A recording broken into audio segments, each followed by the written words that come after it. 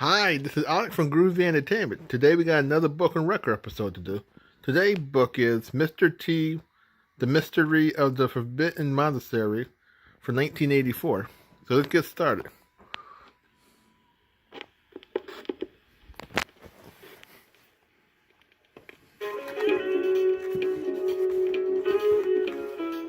This is a Mr. T adventure story. You can follow Mr. T and his gymnastic team friends, Miss Bisbee, Robin, Jeff, Woody, Sky, and Spike in your very own book. It's easy. Read along. When you hear this tone, it means turn the page. Now, here's Mr. T. Ever do something that you knew was wrong, but you did it because you thought you had a good reason? Well, this is a tale called The Mystery of the Forbidden Monastery. We were on our way to a meet, but there was no meet. Sounds confusing? One of our team members knew the scoop, but ended up leading us into a mess of trouble. Here's the story.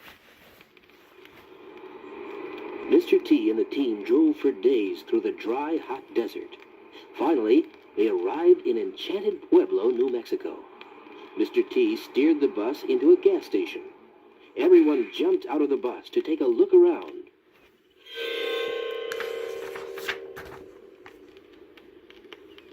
Which way to the gymnastic meet? Mr. T asked the gas station attendant. "There's no meat in this town," was the man's reply. What? You must be mistaken. We have an invitation. Robin said. "Sorry, you're mistaken. There's no meat here," the man repeated. The team was stunned.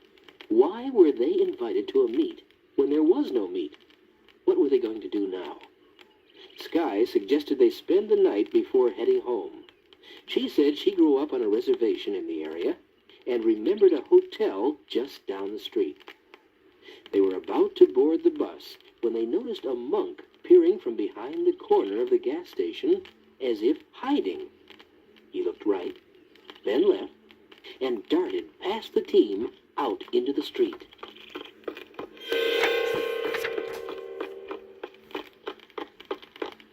Suddenly, a van raced down the street and screeched to a halt. The van was driven by an evil-looking man called Largo. Two men dressed as monks jumped out of the van, grabbed the running monk, and pushed him inside. The van roared away. Mr. T could tell that the monk who was hiding didn't want to go with the others, or he wouldn't have been trying to run away. So, Mr. T decided to find out what was going on. He hopped into the bus and slammed the door, but not before Woody slipped in. They chased the van into the desert. Just when they were about to catch up, kaboom! A tire blew out. The bus swerved out of control and landed in a ditch.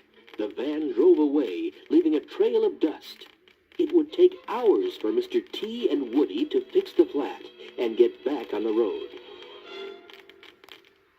Meanwhile, in town, it was getting dark, and Mr. T hadn't returned.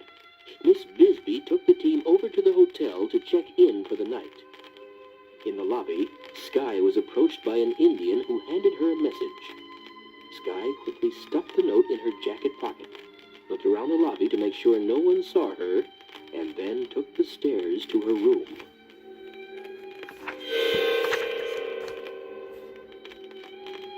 Mr. T and Woody still hadn't returned. The team gathered in Sky's room. Outside the window, they could see the hauntingly dim lights in the monastery windows. Sky told the other kids about the ancient monastery. Poor monks live there. She said. "Like the ones Mr. T and Woody went after," Jeff exclaimed. Mr. T and Woody might be there now. They could be in trouble. Robin said. Spike spoke gruff like Mr. T and said, "We gonna keep talking or start doing it?" Sky pulled on her jacket, not seeing that the note had fallen out of her pocket. The team snuck out into the night. The team climbed up the high mesa to the monastery. They were certain that Mr. T and Woody were there somewhere. They entered through an old door and quietly made their way down a long, dark hallway. It led them to a giant room full of boxes marked Tokugawa video. TVs! What are poor monks doing with so many TVs? Asked Jeff.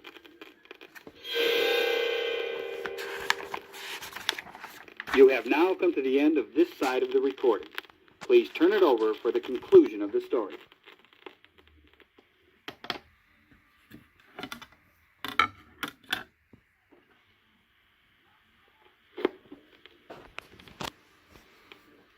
Meanwhile, Mr. T and Woody finally repaired the bus and returned to town. They found Miss Bisbee pacing in her hotel room. The kids are gone. Maybe it has something to do with this note I found in Sky's room. Miss Bisbee offered. The note read, "Help us. The eagle lands on the monastery at midnight." Come on, Woody. We're going to pay some monks a visit. Mr. T said. Robin, Jeff, Sky, and Spike explored the giant storage room. They discovered a secret passage. Cobwebs hung in their faces as they quietly crept down the passageway. At the end, they found a heavy wooden door, and behind that door, they found 5 monks locked in a jail cell. The monks told the team that they had been imprisoned by a group of crooks who were impersonating them and using the monastery as a base for smuggling stolen TVs from Mexico. Suddenly, the heavy wooden door behind the kids slammed shut.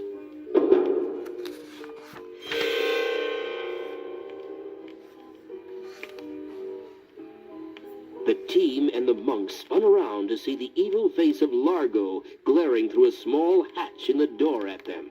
"Now that you've found what you came for, I promise you'll live to regret it," Largo said as he closed the hatch. The kids huddled together. It seemed escape was impossible. No one knew where they were. Suddenly, crash! The heavy wooden door splintered into 1,000 pieces. And there stood Mr. T and Woody. Mr. T ripped the jail cell door off its hinges and threw it over his shoulder. You're free, He said. Lucky we found the note in Sky's room. Tell me what's going on around here. The monks repeated the story about the crooks to Mr. T. Mr. T and the kids charged out after the smugglers.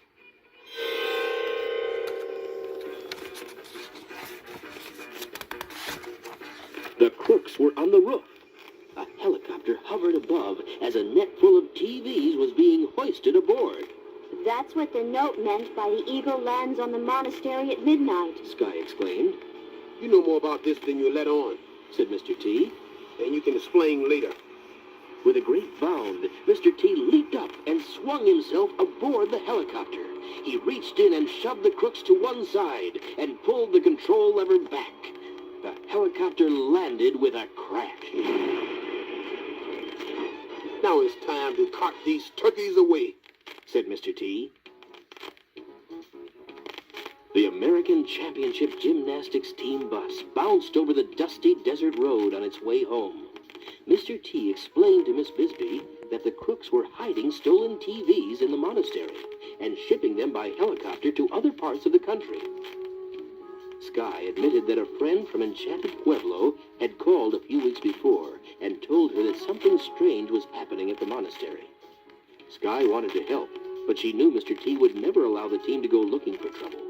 So she made up the phony meet to get the team to Enchanted Pueblo. The team forgave Sky. They were glad to have helped the monks and thought it was the best case they ever solved.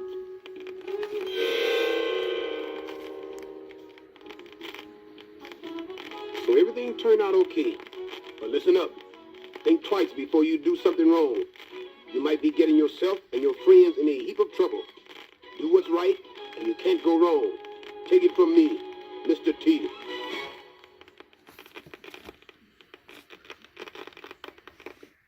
So that was Mr. T, The Mystery of the Forbidden Monasteries from 1984.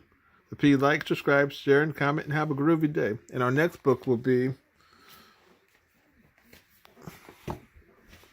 Mr. T, The Mystery of the Mind Thieves.